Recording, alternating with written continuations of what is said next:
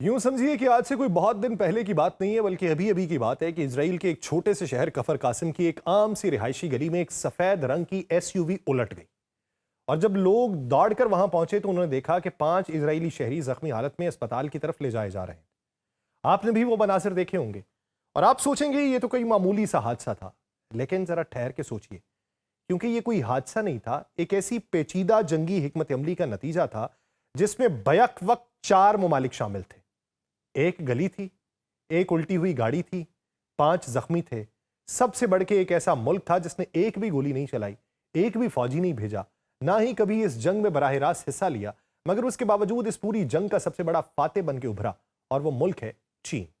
मैंने ये मवाद कहीं देखा, चीन के किरदार की बात हुई, फिर इसकी परतें खोली, परतें खोल के कहानी के मंजर आम पे आई है, वो आपको सुनानी। आप सब पर सलामती हूं, मैं यासिर रशीद हूं और आप देख रहे हैं सुनो न्यूज़।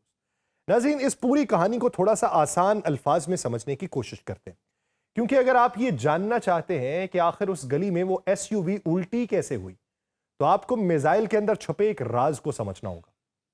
दरअसल ईरान ने जो मिसाइल इजराइल की तरफ दागा था वो कोई आम मिसाइल नहीं था, बल्कि एक ऐसा मिसाइल था जिसके अंदर 20 से 24 छोटे छोटे बॉम्ब छुपे हुए थे, जिसे क्लस्टर बॉम्ब कहा जाता है। और जब ये मिसाइल फजा में 7 से 10 किलोमीटर की बुलंदी पर पहुंचा तो इसने उन तमाम छोटे बमों को अंदर से बाहर फेंक दिया, जैसे कोई मां मुर्गी अपने बच्चों को बखेर देती है।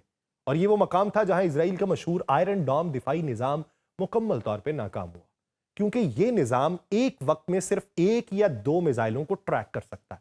लेकिन जब आप एक साथ 24 छोटे बम आसमान से गिरा देंगे तो कोई निजाम इन सबको एक साथ नहीं रोक सकता। और उन्हीं में से एक छोटा बम, जिसका वजन महज 3 किलोग्राम हो, उसने सफेद एसयूवी को निशाना बनाया और उसे उलट के रख दिया। लेकिन अब सबसे अहम सवाल यह कि ये छोटा बॉम्ब अपने हदफ से सिर्फ 5 मीटर के अंदर की दुरुस्तगी के साथ कैसे पहुंचा।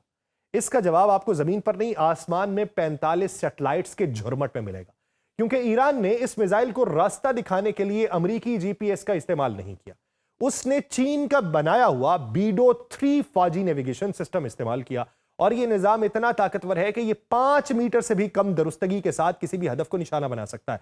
और जब अमेरिका ने अपने जीपीएस सिग्नल्स को जैम करके ईरान के मिसाइलों को अंधा कर दिया था, तो ईरान ने जून 2025 में अपने तमाम फौजी निजाम को मुकम्मल तौर पर अमेरिकी जीपीएस से हटा के चीनी बीडो पे मुंतकिल कर दिया था। और आज ईरान के 70% बैलिस्टिक मिसाइल उसी चीनी निजाम से गाइड हो रहे हैं। अब इसकी डेप्थ में जाके इसको मजीद समझते हैं।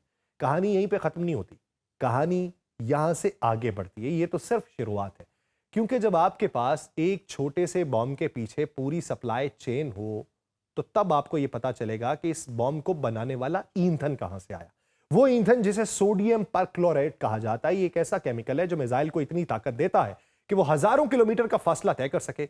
और यह केमिकल चीन के जनूबी शहर युहाई के गावलान बंदरगाह से भेजा गया, और वो भी अमरीकी पाबंदियों को नजरअंदाज करते हुए। मार्च 2025 में इत्तलात यह है कि एक ईरानी जहाज जेरान ने उस बंदरगाह से तकरीबन 1000 टन सोडियम परक्लोरेट लादा, और उसको फौरन बाद एक और जहाज गोल्बन ने यही सामान लाद के ईरान की बंदरगाह बंदर अब्बास की तरफ रवाना कर दिया। और हैरत अंगेज बात यह है कि अमेरिका ने उन जहाजों को रोकने के लिए कोई कार्रवाई नहीं की, गोया अमेरिका भी जानबूझकर आंखें बंद किए बैठा था। लेकिन फिर और ठहरिए, यहां से एक और दिलचस्प मोड़ आपको मड़वाता हूं, जब आप ये जान के हैरान रह जाएंगे कि उन्हीं मिसाइलों को तबाह करने वाले अमेरिकी इंटरसेप्टर्स भी चीन के बगैर नहीं बन सकते। अमेरिका की जदीद तरीन हथियारों की सनत, F-35 तैयारे, उनका पैट्रियट मिसाइल सिस्टम, थार्ड दिफाई निजाम, ये सब कुछ उन छोटी छोटी नायाब जमीनी धातों पर मुनहसर है जो सिर्फ चीन के पास है। और साउथ चाइना मॉर्निंग पोस्ट की एक रिपोर्ट के मुताबिक अमेरिका के पास फिलहाल सिर्फ 2 माह की नायाब जमीनी धातों की स्टोरेज है। चीन ने कल से ये धातें भेजना बंद कर दी तो अमेरिका के पास कोई हथियार नहीं रहना। ये कोई खुफिया बात नहीं है, अमेरिकी हुकाम खुद ये खोल के तस्लीम करते हैं कि उनकी पूरी दिफाई सनत चीन की मरहून मिन्नत।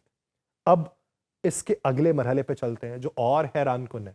जब आपको ये मालूम पड़े, आप ये जानें कि इस जंग का सबसे बड़ा असर आपकी रोजमर्रा की जिंदगी पे पड़ रहा है, और वो भी उस चीज के जरिए जिसे आप शायद कभी मामूली समझते हो, हीलियम, वो गैस जो बच्चों के गुब्बारों को उड़ाने के लिए इस्तेमाल होती है।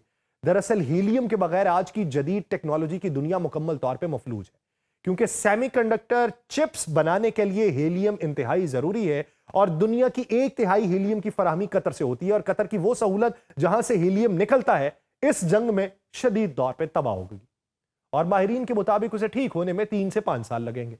इसका मतलब क्या है कि वो बड़ी बड़ी टेक कंपनीज जिन्होंने एआई पे 650 अरब डॉलर से ज्यादा की सरमायाकारी की हुई है, वो अब हीलियम की किल्लत के बायस अपनी पैदावार कम करने पर मजबूर होंगी और उसका असर कहां पे पड़ेगा? आपके मोबाइल फोन से लेके आपके कंप्यूटर तक।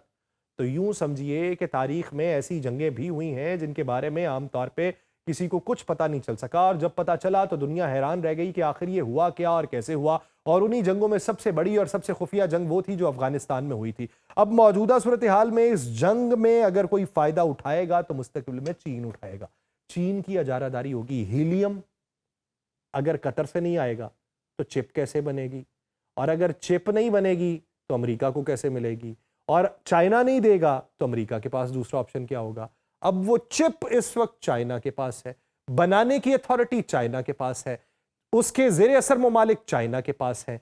अब चाइना इसमें अजारादारी रखे हुए है। ये नताइज जंग के बाद पता चलेंगे।